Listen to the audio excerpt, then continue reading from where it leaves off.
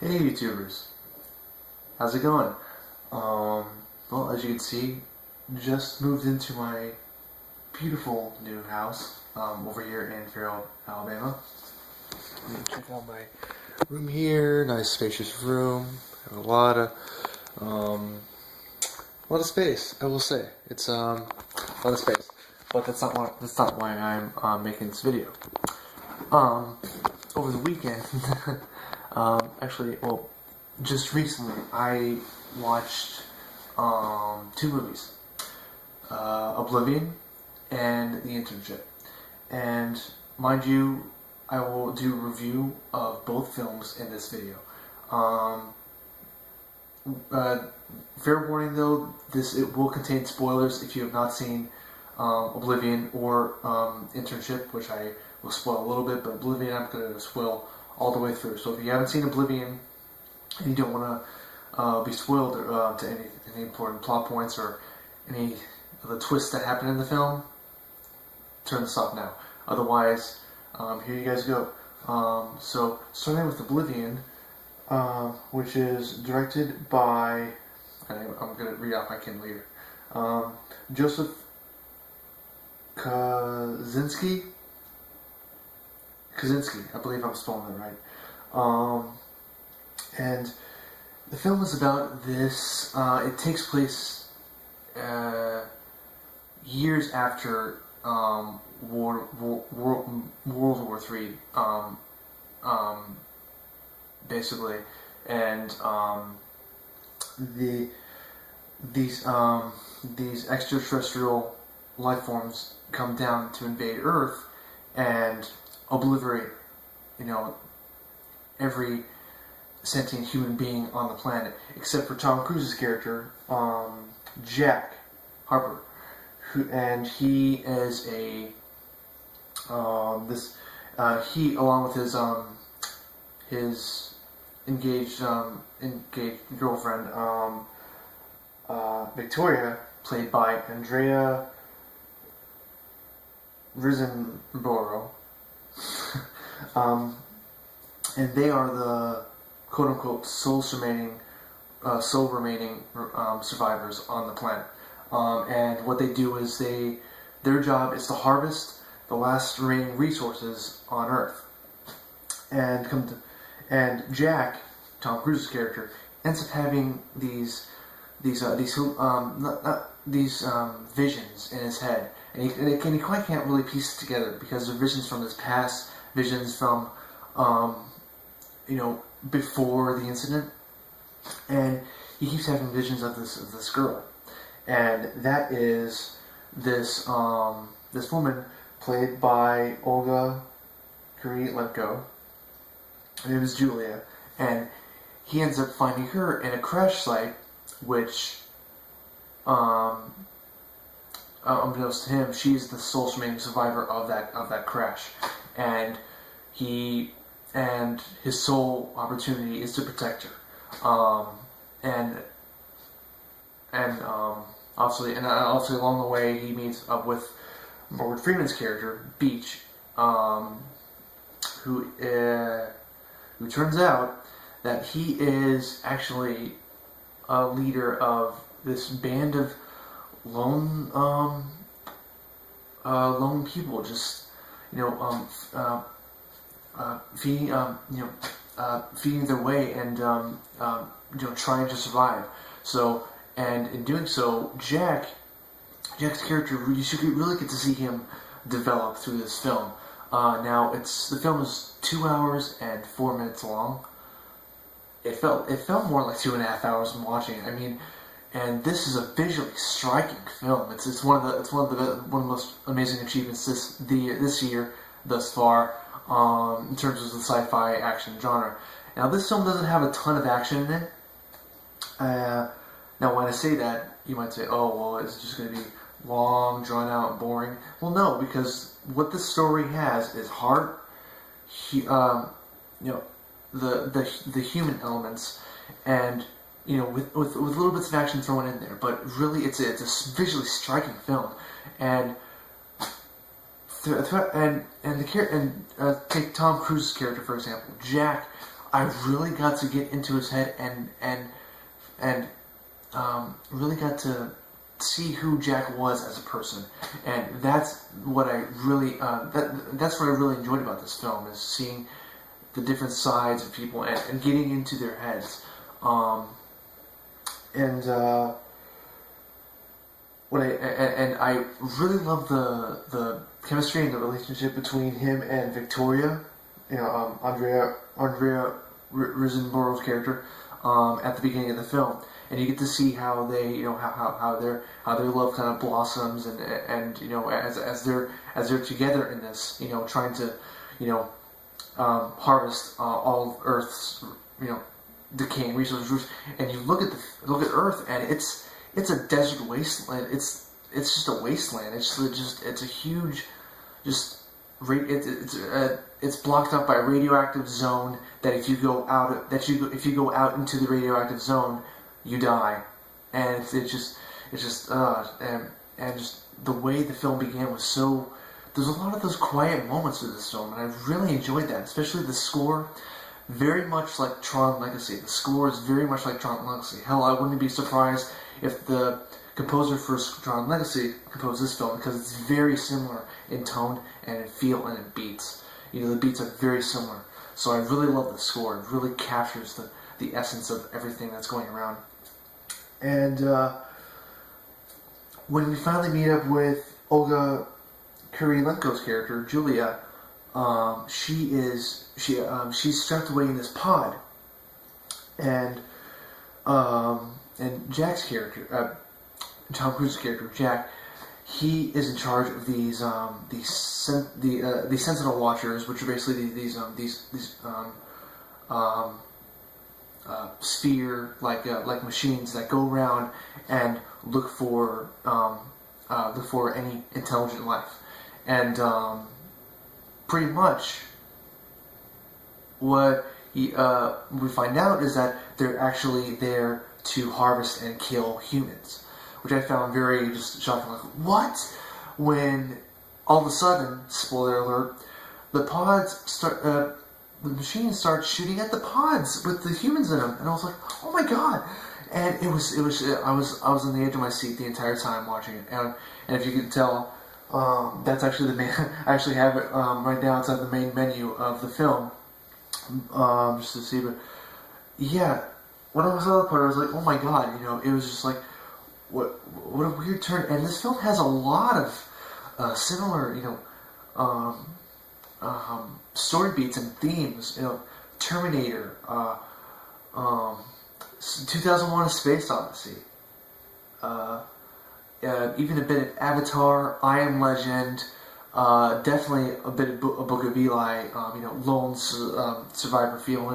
It has all that combined, and it really, it's just really a richly told story. It's very streamlined. It's very to the point, and it's a very simple-minded story, but it works because of that. And it just what I also found fascinating was during the middle of the film, when we find out that Julia supposedly is his wife. So we find out that she is his wife, and throughout the entire film, he's been trying to piece together, how she relates to him. And he keeps having these visions of being back in New York, and he's walking on the street, and he sees her. They smile. They walk up the Empire State Building, and he hands her an engagement ring.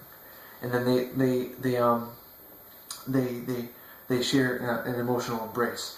And she actually brings us up to him, and she has a necklace on where she's wearing the ring that she gave him, and which instantly reminds him of that moment, and brings him and you see little things that like he saw a stuffed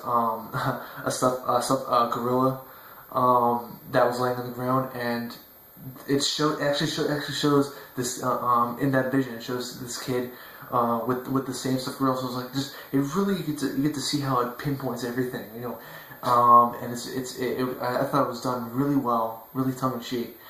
And then when we finally get up with Morgan Freeman's character, he is instantly a badass. I mean, he's Morgan Freeman. he's Morgan Freeman. You can't really go wrong at all with Morgan Freeman. And he's just and the thing though is that the trailers make it out to seem that Morgan Freeman is the main bad guy in the film, where he's the one that'll that Tom Cruise's character Jack has to go against. That's not the case at all. Surprisingly, he's the good guy. He is, as I said, he's the leader of these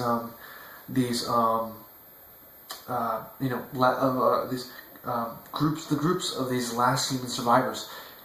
Instantly, I thought of Matrix. Instantly, I had a huge Matrix parallel when it got to that point. And just really, I really loved it. I really loved that it had that. That was just so exciting to see.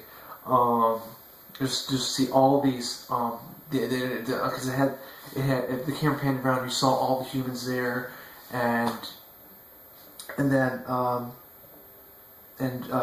Jack's just stunned. He's like, you get to see more of how he's developing, and at this point in time, he's just in awe of everything he's witnessing, and knowing that there's actually more, that he's not the last survivor, that there's more people out there, and we find out that there's in the beginning of the film there's this lady there's this lady communicating with him through an intercom, and she supposedly works for NASA, for NASA corporation, and at the beginning of the film, she's helping him out, she's guiding them, but you get to the end of the film and you find out that she's the one behind it, and ends up killing Victoria, the girl he was at the beginning of the film, gets killed off, and in a very shocking and emotional way. Like, I did not expect that coming at all, because beforehand she actually sends a pod to their location, to Jack's and to Julio's location. And so she sees them, kind of hugging and embrace, and she gets jealous. And when he comes back to explain it to her, she's like, step off. I don't want you to touch me right now. Get away from me. And it's a very tense and quiet and somber and just emotionally tense moment, because it's just like the emotion just keeps rising with it. I was tearing up at that point, and when she got killed off, I was like, I was in shock. Then Jack has to protect Julia, take her, and they have to go and destroy the. There's these floating ships that are in the shape of a pyramid, and they're the sort of sentient satellites that are orbiting Earth, and he has to go and take it out to destroy the machines, which are being controlled by the woman. And so at the end of the film, they plan the whole thing out, and him and Julia share this really tender moment, and Julia's saying, "Well, why don't I go and we can be together. We can finally be together. After all these years, why don't we just go together and sacrifice our lives?" And it's a very, very just emotional moment. So this is a very, really emotional film, and so then in the film they plan Morgan Freeman's character found this broken down sphere machine and place a nuke in it using one of the fuel rods. He uses it to nuke that machine, that satellite. And so they take the machine out, only to be cornered 5 seconds later by one of the sentients, and so their ship goes crashing down out into the radiation zone. So they're out into the radiation zone. They crash into the desert, and he gets out of his ship. He gets out of his ship, and he looks around. He turns around, and he sees someone down below. He's crawling up the dune, and he sees someone below. He walks down.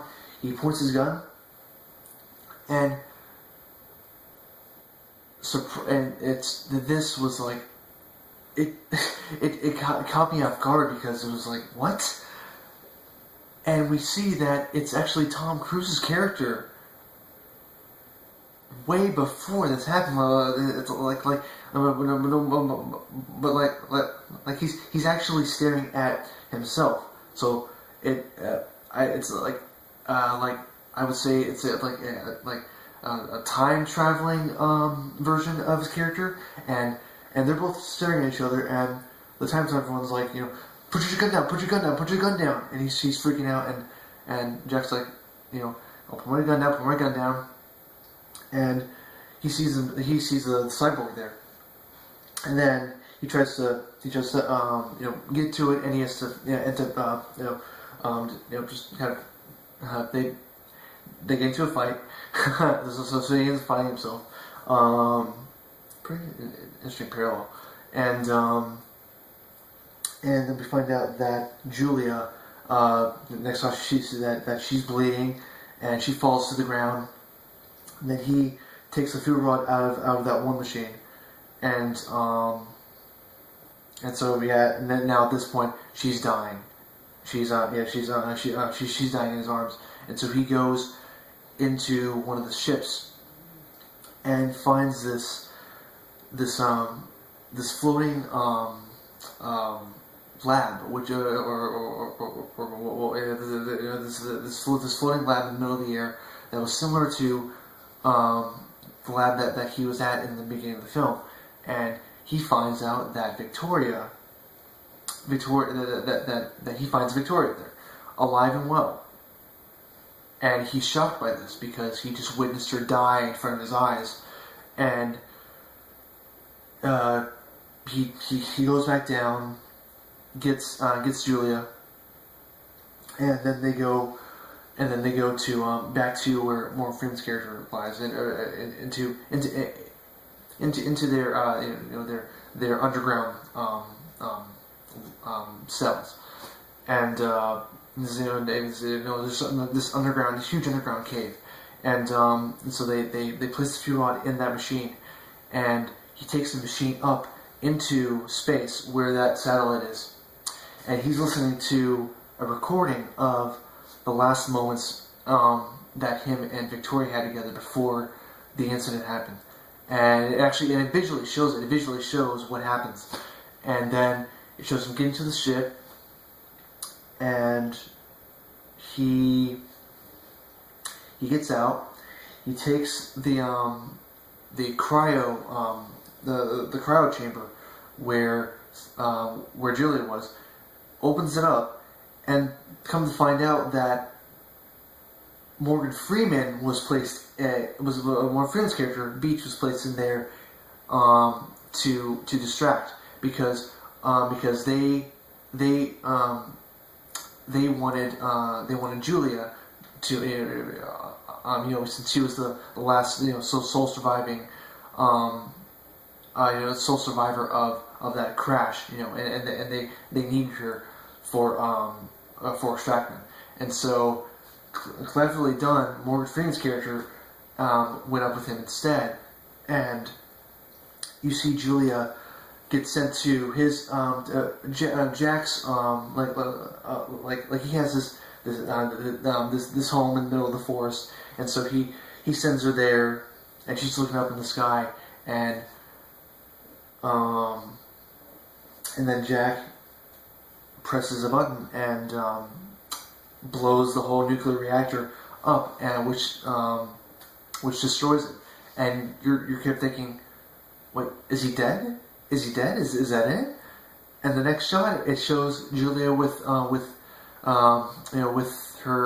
baby girl, and you're like, oh my god, this is what?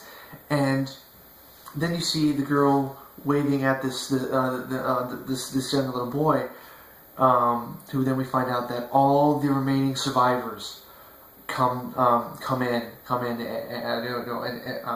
and the film ends off with a little surprise that Jack actually survived. That that supposedly it was his other consciousness, from his other the other time, kind of dealing with time travel a little bit, but it doesn't mention time travel at all. But that's what I'm getting at. And so it ends with that shot of him with the voiceover, and him saying that, this is me. I am Jack. I'm Jack Hauser. I am finally home. And him, you see him tearing up as he looks at his wife and kid, and it ends there. And I just, what a remarkable film. I love the direction it took. I love the little nods to those Matrix, Book of Eli, even a bit of Star Wars, Star Trek, and I Am Legend. Just I love the little little nods to those films with the story, and it really helps develop, and the thing is, this film it's more of a sci-fi drama. There's action in it, but it's more of a character study than anything else. And it works. It really does work. And I have to give it full marks. I am giving it an A+. For me, it's such a well-made film, and I loved it. I enjoyed the heck out of it, especially since I watched it on Blu-ray. And this makes me regret not seeing it in the theaters when it came out. So that's Oblivion for you guys. Let me know what you guys thought of Oblivion down below. Comment and like this video. But that's not it, because we still have one more movie to review. I also saw a couple days ago The Internship, and yes, I just got these at Redbox since I'm pretty cheap that way. The Internship with stars Owen Wilson and Vince Vaughn. They play these watch salesmen, their lives are pretty, their lives are pretty good. And all of a sudden, their business shuts down, and their boss retires and is like, okay, well, I'm sorry, I can't help you guys out right now. So there you go. And so they're pretty much at a loss at this point.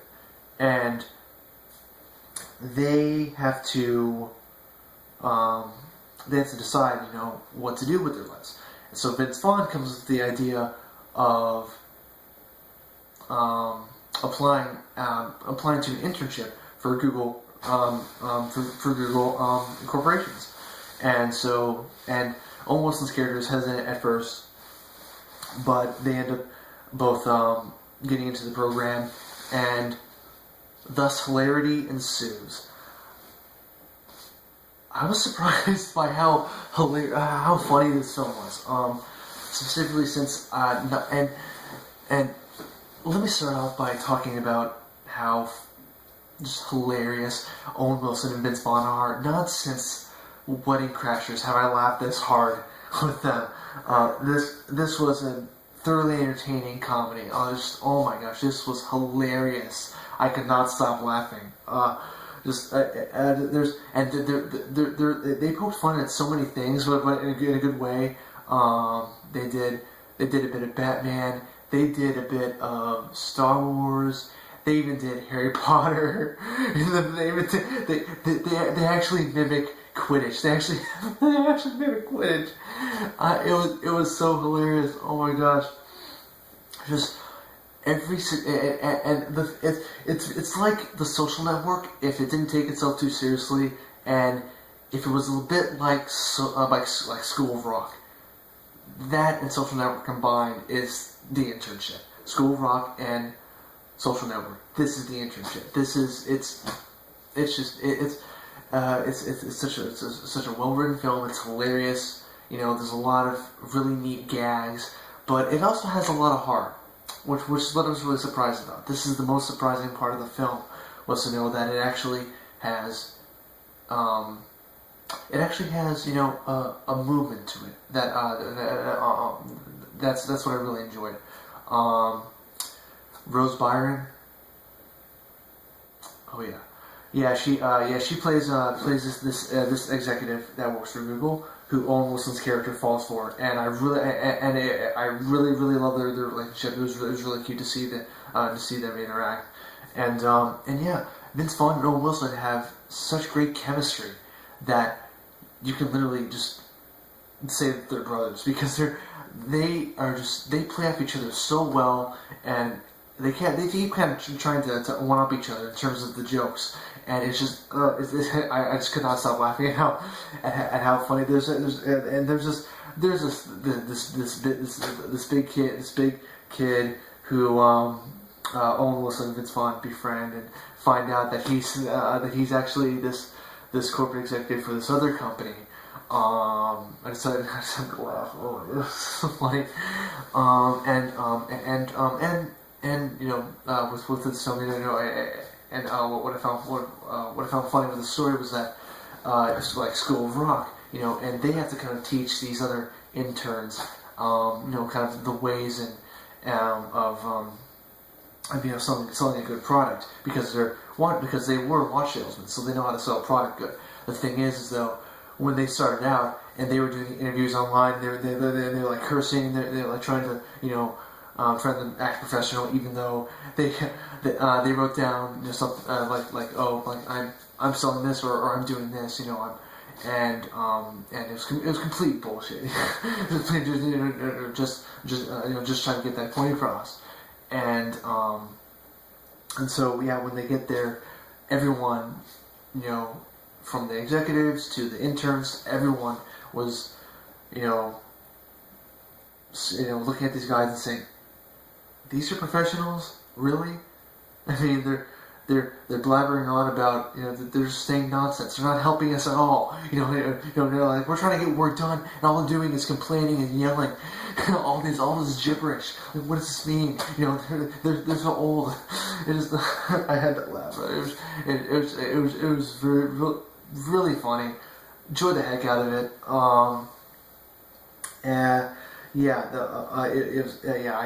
It's so funny, just so hilarious how well the jokes were written in here. And I watched the unrated cut, so there was a lot of vulgar content in there, but it wasn't overly vulgar, and there's a lot of language in it. There was nudity, but I still had a great time with it. It was hilarious.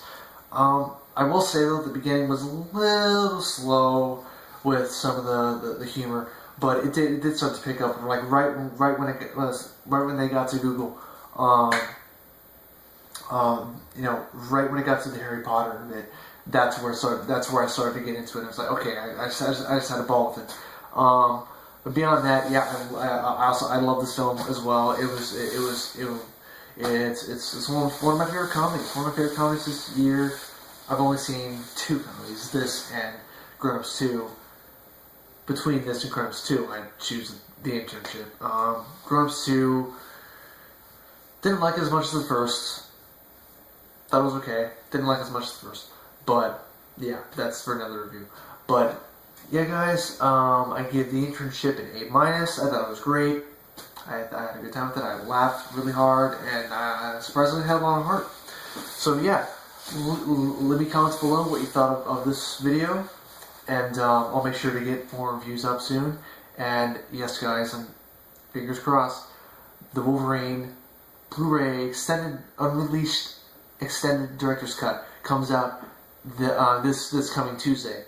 Next week. I cannot wait. I cannot wait so much to that. And and we're still moving at the process. You know, we're still unpacking a lot of shit. So, but I will make sure to get you guys my review of Man of Steel, Thor: The Dark World, and Insidious 2. I know I haven't had time because I've been moving, but yeah, just leave me comments below what you thought of this video. Like, thumbs up, big thumbs up, comment, subscribe, and I'll check you guys later.